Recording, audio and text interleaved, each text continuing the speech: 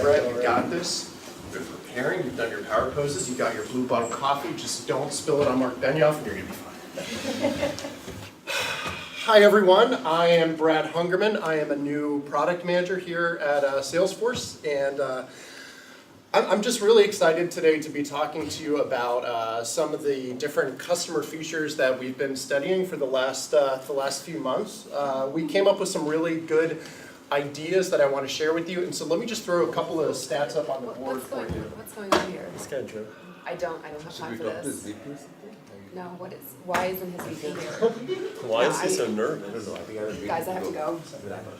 Well, I can't remember the exact statistics, but the really important thing that I want you to, where'd everyone go? So I want to ask you, what did Brad do wrong here? Anyone? Stephanie? He wasn't looking, he had no eye contact, and he was like protecting himself, like low power poses. You got it right. He was very nervous, and it really showed. His body language was all off. He was touching his neck and his hair, which signifies nervousness. He was holding a cup in front of him, which puts a physical barrier between him and his audience. And he was just not doing well. So today, we're going to talk to you about how to rock your next presentation with body language. The agenda for today is explaining to you why body language is crucial for your next presentation, giving you 4 tips of body language you can use, and then telling you a story about an entrepreneur who used body language to build his business. Now we're all in this class, and we've become better presenters, but we don't know. So 93% of communication is nonverbal, and that's why it's so important. And 50% of it is actually body language alone. And all of you will present in your next job. Well, you might think you might be able to wiggle out of it, but that's not true. Stephanie, you're going into growth equity. So you're going to present investment opportunities to your partners. Reed, you're going into consulting. You'll need to present to clients as a way to move up in your organization. We'll all have to do it. Now I want you to turn off your brains and turn 2 parts on, because we're going to talk about statistics. 70% of Americans believe that presentation skills are crucial for career success. And when senior executives have been surveyed in the past, they've said that executive presence accounts for 26% of what it takes to get promoted to the next level. That's a fourth of what it takes to get promoted. I'm not sure how much performance actually is, so maybe Jeff Pfeffer was right after all. So now I'm going to turn it over to Paul, who will give you some tips on body language. We've spent all week in the acronym factory. We've thought about lots of permutations of letters. And we've come up with 4 that you need to remember for you to walk out of this room a better nonverbal communicator. My friends, I present today the awesome method. It's going to require a little bit of memory on your part, because A stands for approach your audience with an eyebrow flash. But this is actually really serious, and I was stunned when I did the research that the top half of your face is seen as being more authentic than the bottom half of your face.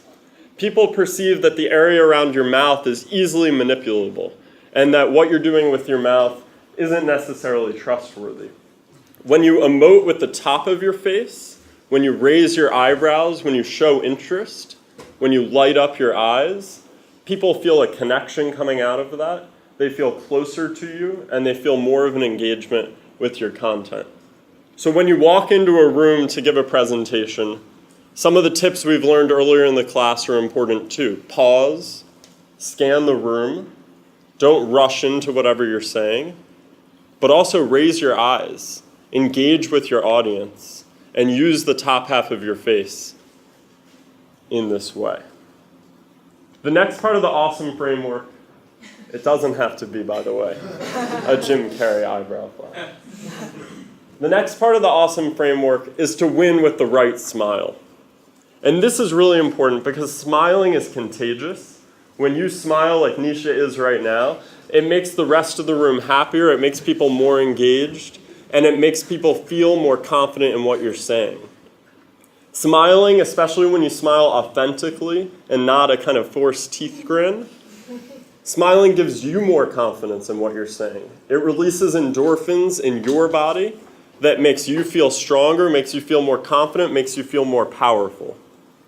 Walk into a room, pause, scan the room, raise your eyes, smile.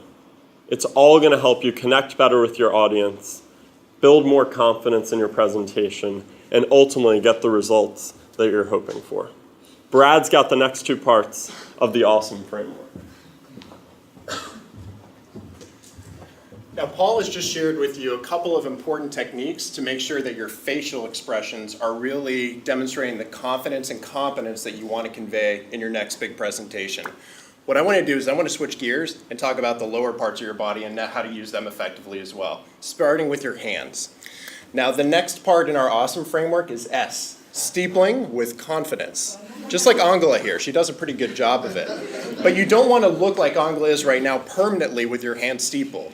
I don't know if you all noticed it, but Leo, in the presentation just a few minutes ago, was steepling like a pro. He did it just enough to look confident and to point emphasis on his points. And that's exactly what you want to use steepling for.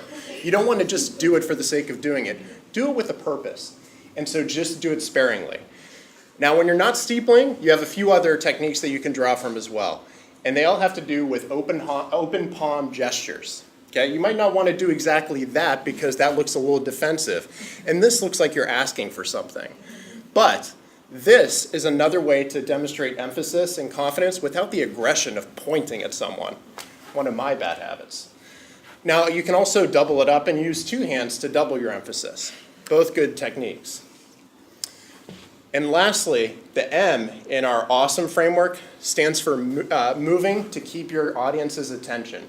Or, if you can't remember that, moving like JD does in his presentations. So there's really two techniques that you're going to want to remember. When to move forward and when to move back. When you're moving forward, that's when you're going to want to emphasize a point.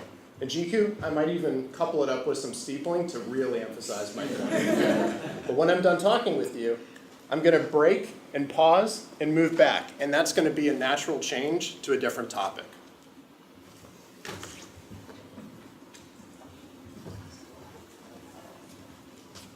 How many of you have heard about this? The Humans of New York? So I don't have to explain. This is Brandon Stanton, the young guy in the cap. What he does is, every day morning he takes his camera and he walks up to a stranger and then asks his permission, his or her permission, to take their photograph and then engages in a conversation with that person. Let's for a moment assume that you're all strangers here and I'm Brandon Stanton. I walk like this, look at the strangers, and take out the camera and ask the permission. Do you mind if I take a photograph of yours for my blog? No, please don't take it. This is the challenge what Brandon faces every day. In a split second, he has to build the trust and confidence with a stranger. First to get the consent to take that photograph. Second to engage in a conversation that actually builds a story for him. And he has done tens and thousands of these interviews. And he has experimented with multiple things. The script, for example, using the word photograph versus using the word portrait. 100 times he has done it. But the interesting conclusion that he has come to is that the script doesn't matter. All that matters is the body language. The trust and the relaxation and the confidence that you convey in the body language is that matters at the end of it. So this is a great story. And we spoke about body language today. We heard about accent bias. We heard about talking in a second language. So if you think those biases exist, use the body language edge. And we gave you a great model today. The awesome model. So with that, we're all going to come out, and we'd love to take some questions and talk to you more about nonverbal communication and how we can all be pros at it.